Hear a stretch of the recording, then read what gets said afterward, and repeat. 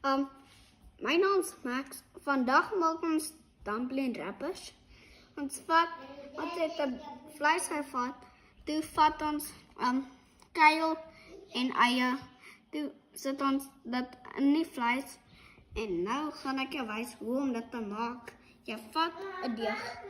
Dan vat jy van hierdie vleis om dit te maak.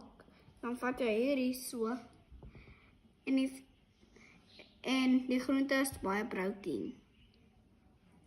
Dan vat jy jou vinger, dip jy dit hier binne, dan sit jy dit so om die rand. Dan as dit 'n bietjie te min is, dan vat jy dit so, dan sit so gom. Dit plak vas. Dan draai jy hom om tot so. Dan vat jy dit so, maak jy dit toe. En dan maak jy hierdie kant toe. Dan moet jy dit styf toe maak. En dan jy moet kyk dat daar niks gate is.